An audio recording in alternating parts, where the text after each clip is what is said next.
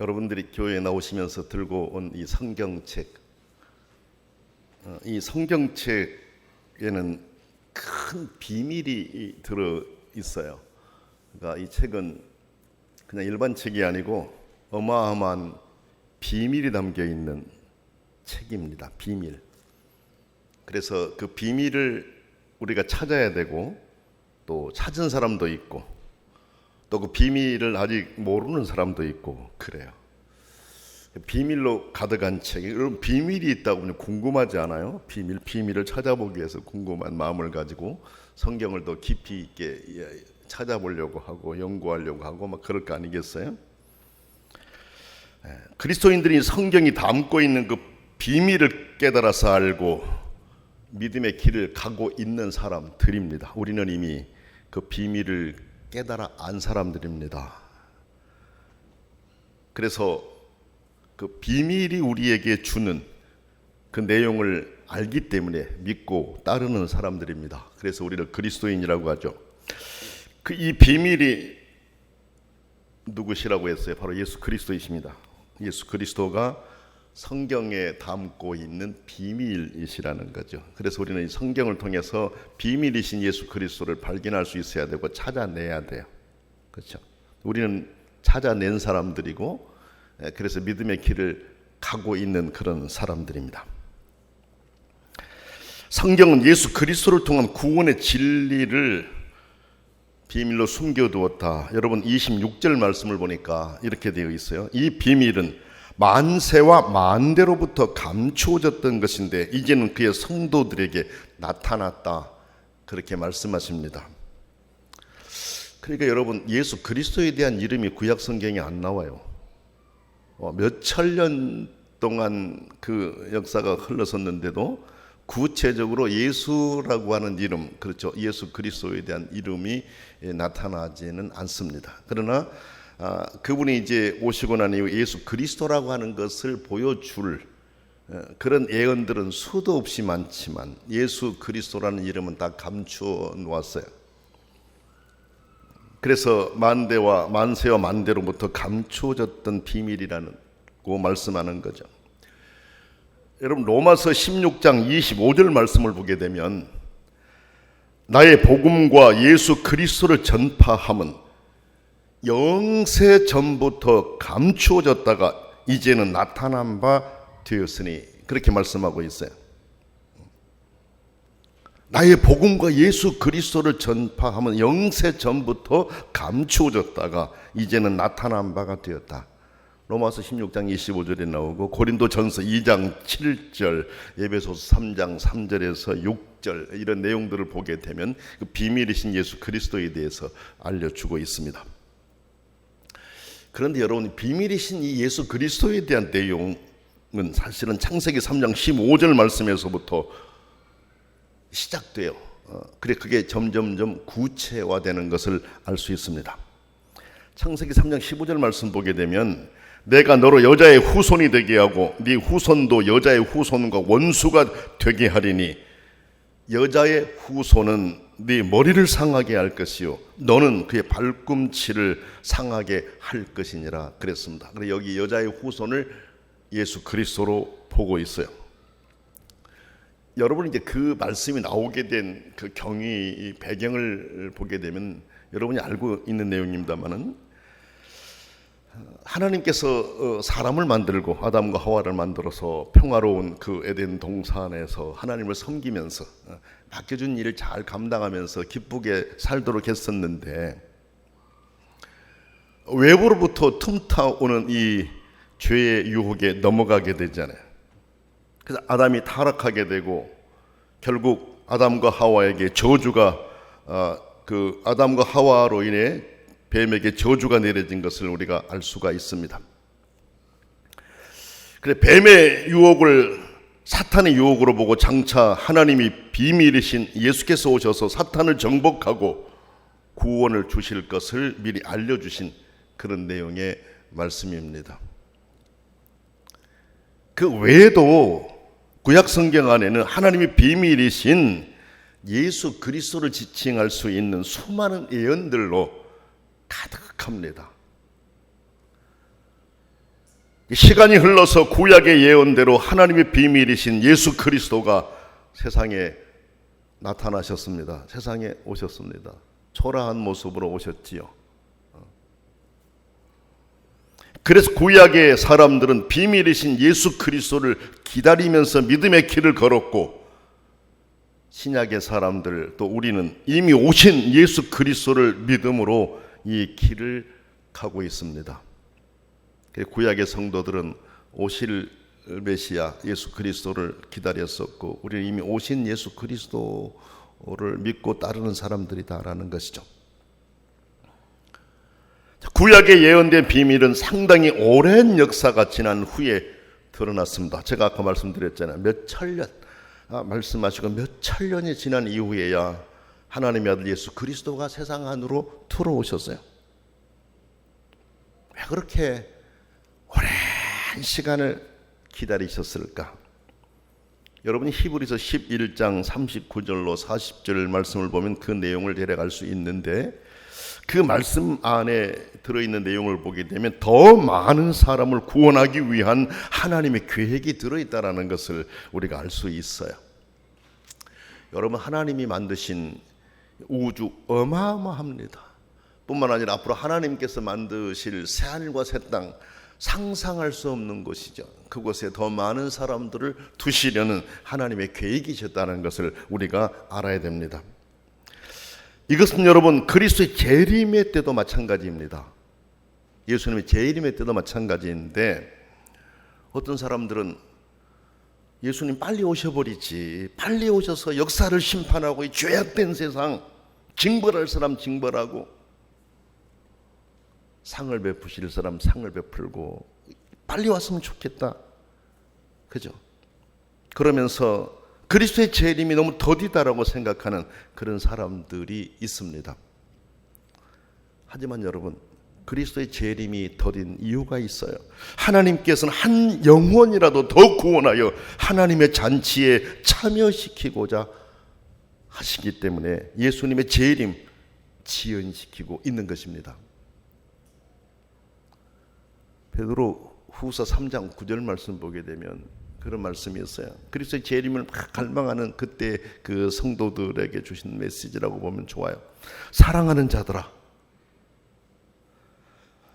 죽게는 하루가 천년 같고 천년이 하루 같다는 이 한 가지를 잊지 말라.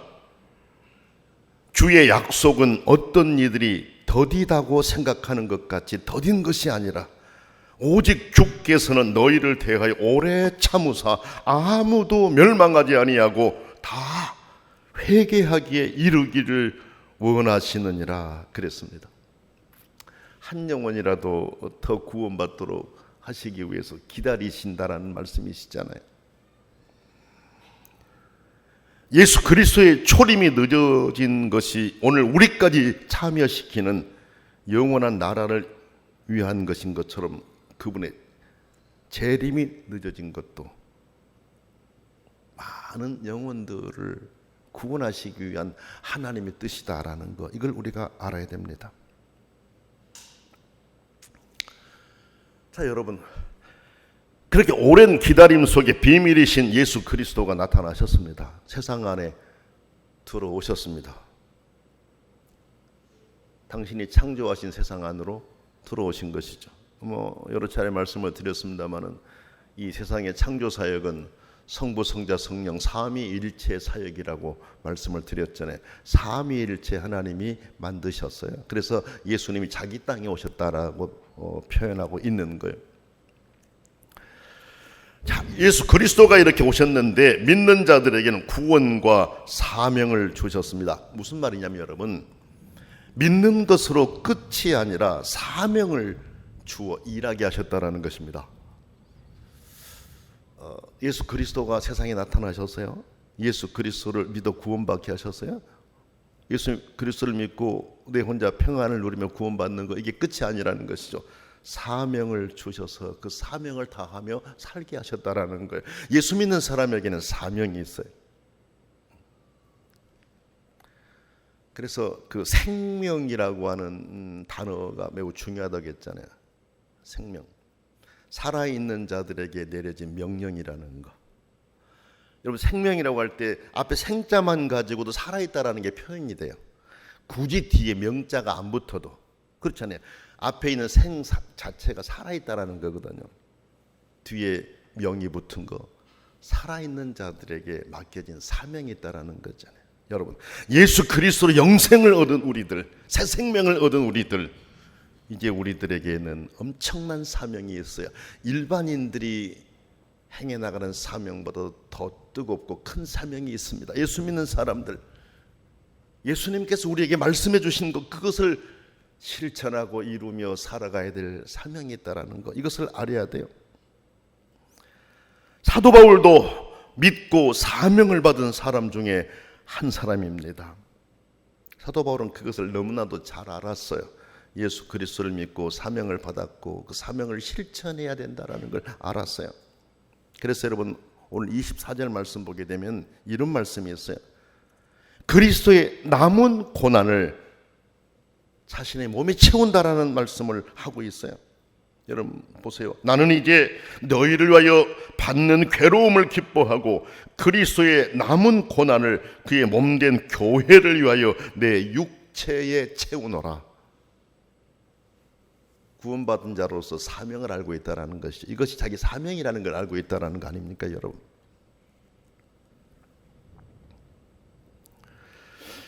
여러분 여기 말씀에서 그리스도의 남은 고난이라고 하는 거, 이게 뭘까? 예수님이 대속 사역을 미완성하고 가신 것일까? 그건 아니에요. 남은 고난이라고 하니까 예수 그리스도가 대속 사역을 다 완성하지 못하고 가셨다, 이것이 아닙니다. 바울이 말한 그리스도의 남은 고난은 그리스도를 믿음으로 그리스도를 위하여 그리스도와 함께 겪는 고난, 이것을 말합니다. 그리스도의 교회를 위해서, 성경에 그대로 나와 있잖아요. 그의 몸된 교회를 위하여 내 육체에 채우노라. 아주 구체적으로 말하고 있습니다. 이것이 자기에게 주어진 사명이라고 자기는 알고 있었기 때문에 그렇습니다. 여러분 그리스도의 교회는 진리를 전하며 바르게 성숙되어 가기 위해서 박해와 환난을 견디어 냈습니다. 왜? 사명 때문에 진리를 전하며 바르게 성숙되어 가기 위해서 박해와 환난을 견뎌냈다는 것이죠. 여러분 오늘 우리들도 예수 믿는 자로서 항상 인식해야 될 부분이, 나를 예수 믿게 하시고 하나님의 자녀가 되게 하신 것은 나에게 사명도 함께 주셨다.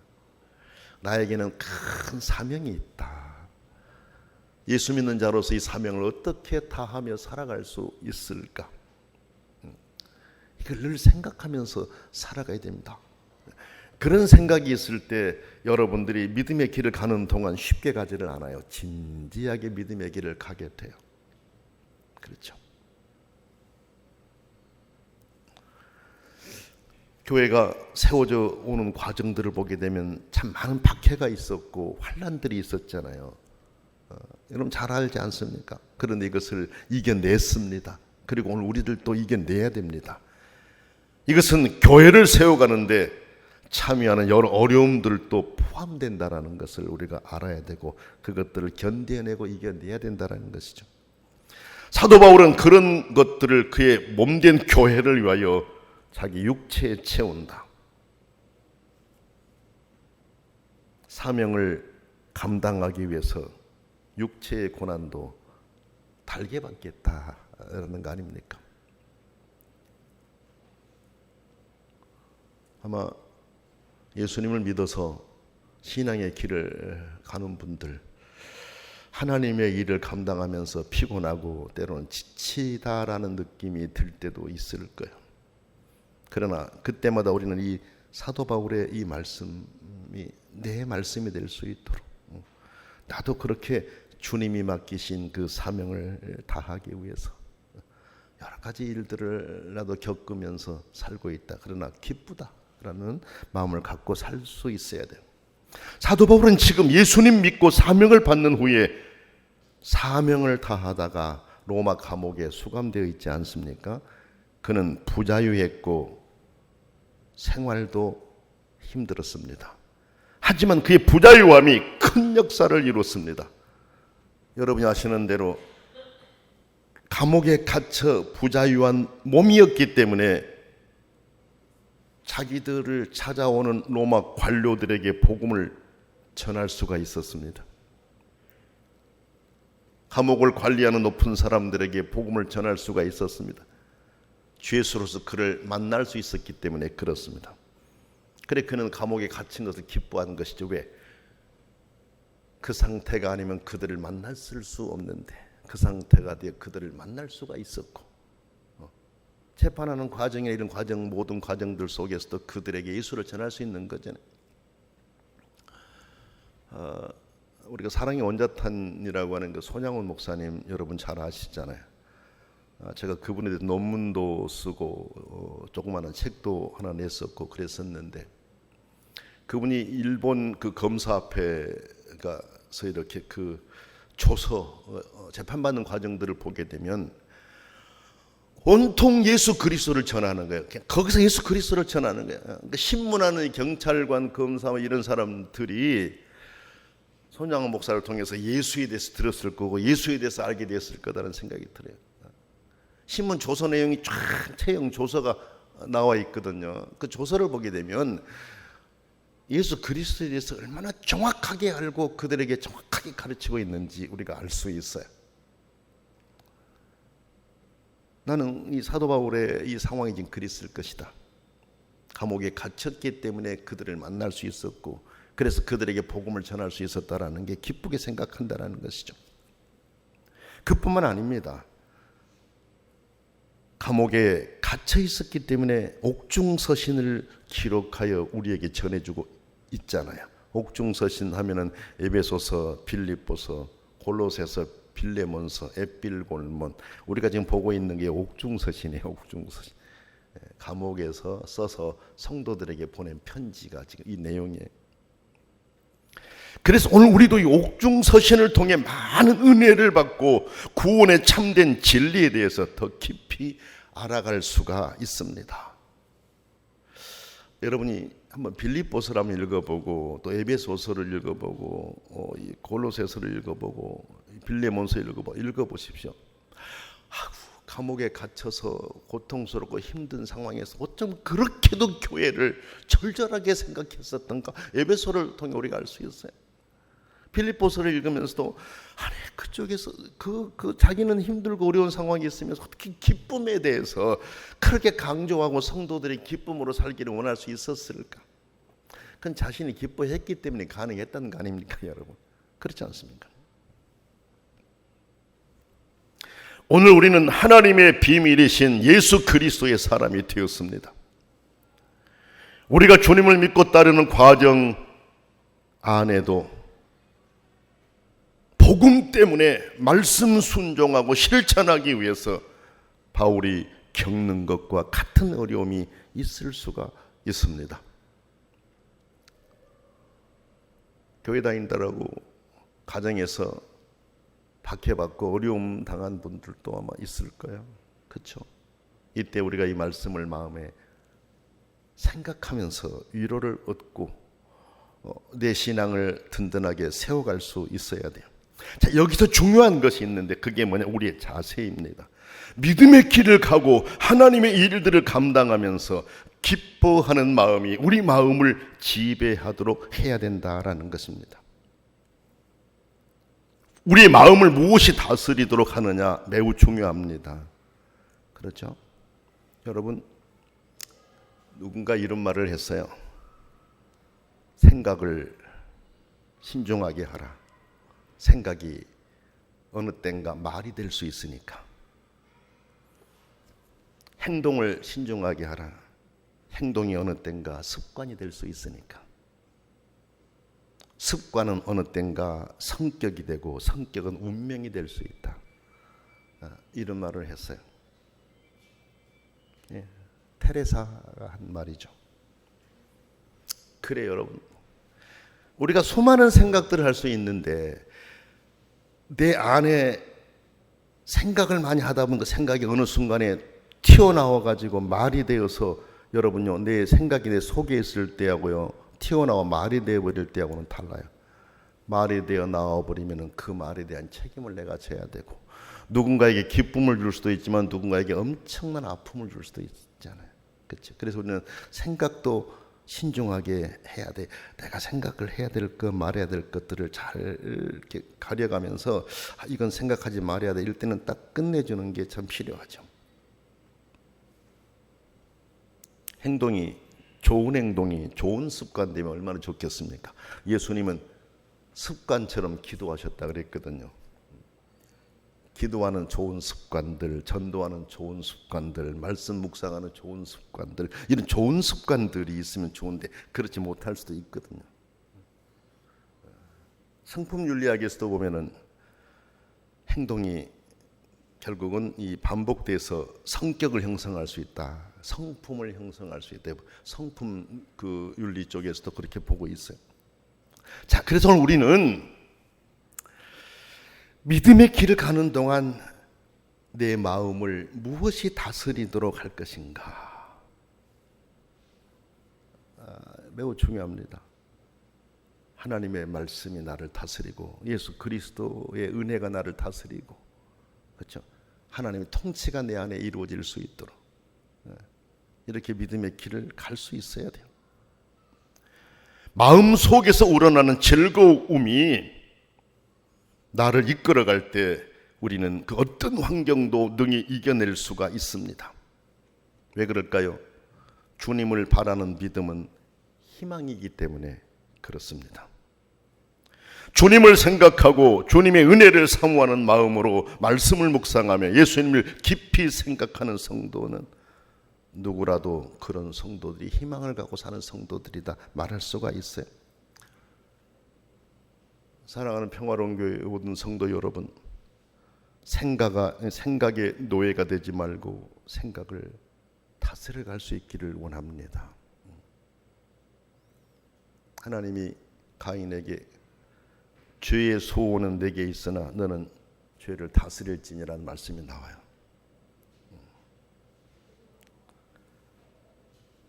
우리의 생각을 복음으로 다스려 갈 수 있는, 은혜로 다스려 갈 수 있는, 말씀으로 다스려 갈 수 있는. 어렵습니다.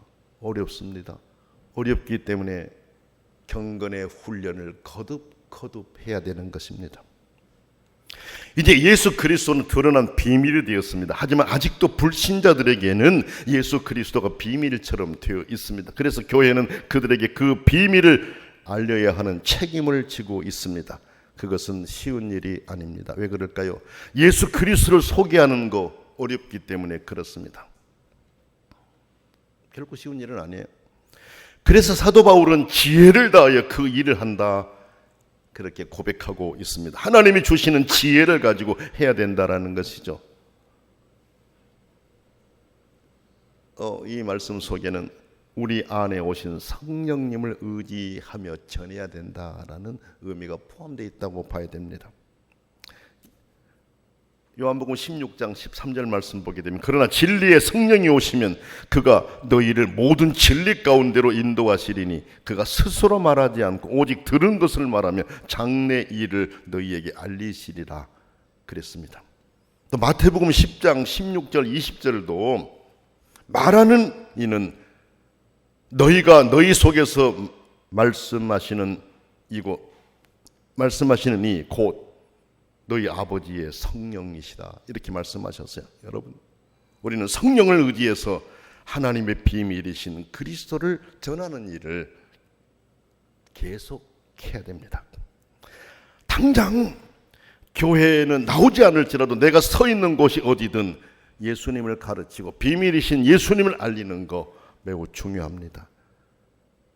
열매는 하나님께 맡기고 우리는 전하는 일을 계속해야 됩니다. 듣는 것과 거부하는 것은 그들의 책임이지만 전하지 않는 것은 우리의 책임이기 때문에 그렇습니다. 성경을 보면 사도 바울은 각 사람을 그리스도 안에서 완전한 자로 세우기 위해서 모든 지혜를 다해 가르친다 그랬습니다. 그렇죠? 이는 먼저 믿는 우리에게도 적용이 됩니다.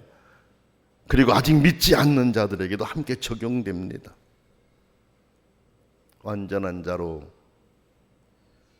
세우기 위해서 모든 지혜를 다해 가르친다.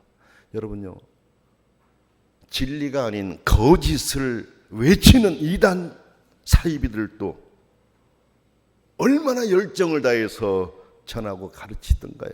하물며 우리는 진리를 가르치는 자들 아닙니까, 여러분? 지금 MBC가 JMS에 대해서 이렇게 막 파헤치는 데 한번 보세요, 여러분들. 그렇죠? 지금 그 교회가 있는 곳들도 어떤 교회라는 거 다 밝혀져 버리고 있잖아요, 지금. 그런데도 그 속에 들어가면은 얼마나 열정을 다해 전하던가요. 우리는, 그들은 거짓인데도 그렇게 하는데 우리는 참된 진리를 전하는 사람들 아닙니까? 열정을 다해서 우리가 전할 수 있어야 돼요. 사도 바울은 신자들을 완전한 자로 길러서 하나님께 바치려는 각오로 전도했습니다. 완전한 자로 길러서 하나님께 바치려는 각오.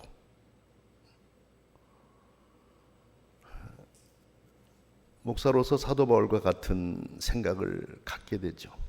훗날에 저도 하나님 앞에 설 것이고 내게 맡겨준 성도들에게, 성도들을 완전한 자로 세우도록 하기 위해서 어떤 가르침을 주었었느냐. 할 말이 있도록 살아야 되겠고, 할 말이 있도록 가르치고 전해야 되겠다. 이런 다짐들을 늘 하게 됩니다. 여러분도 마찬가지죠. 훗날에 하나님 앞에 설 때 하나님 앞에 우리가 할 말이 있어야 돼요. 여러분요, 제가 어느 글에 그런 내용을 썼어요. 전국 장로님들에게 배포되는 장로신문인데 거기에 제게 글을 쓸 수 있는 기회를 줘서 지금 글을 쓰고 있잖아요. 1월달 썼고 이제 5월달에 쓰고 9월달에 쓸 것인데, 우리가 살아가는 삶의 한 순간순간들은 장차 하나님의 심판대 앞에 내놓게 될 자료를 쌓아가는 것이다라는 것이죠. 우리 하루하루 살아가는 우리의 이 삶이 하나님 앞에 내가 내놓을 자료가 될 거예요.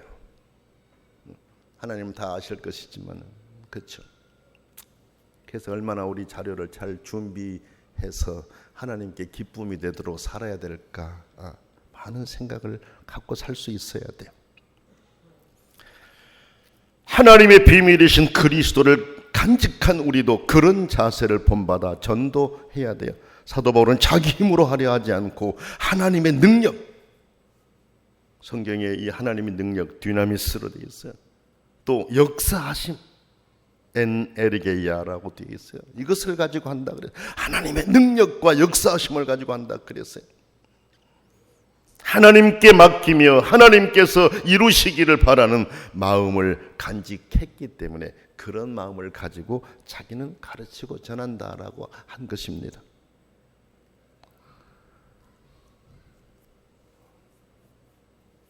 평화로운 게 모든 성도 여러분, 우리는 하나님의 비밀을 모신 자들입니다. 우리는 비밀이신 예수 그리스도, 그분 안에서 행복을 누리며 희망을 품고 살고 있습니다.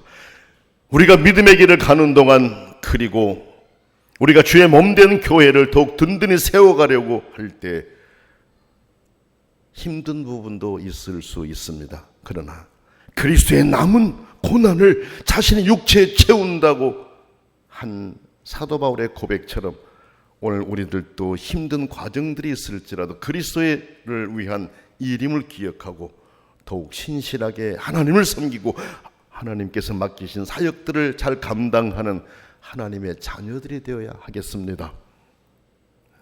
그리고 아직 하나님의 비밀을 알지 못하는 사람들에게 우리가 간직한 하나님의 비밀이신 예수 그리스도를 전하여서 그들도 우리가 누리는 구원의 감격 안으로 들어올 수 있도록 선한 일을 할 수 있어야 되겠습니다. 전도하는 게 엄청난 선한 일이죠. 제가 이제 어제 엘리베이터를 탔는데 한 분이 저기서 이제 걸어와요. 그래서 제가 엘리베이터를 이제 잡아드렸어요. 그분이 타시 제가 그런 얘기를 했어요. 제가 오늘 선한 일을 한번 했네요. 그래서 같이 웃었어요. 여러분 이런 작은 일도 선한 일인데 그런 분들에게 예수 그리스도를 전한다면 이 얼마나 더 큰 선한 일이겠어요. 그렇죠? 생명이신 그리스도를 전해준다는 거 놀라운 일입니다. 우리가 누리는 이 은혜를 다른 사람들도 누릴 수 있도록 복음을 전해줘야 됩니다. 우리의 생은 유한합니다. 순서만 다를 뿐 언젠가는 이 세상을 떠나야 하는 것이 우리 인생입니다. 오는 것은 다 순서가 있지만 가는 건 순서가 없지 않습니까? 언젠가 여기를 떠나야 되는 게 우리들이에요.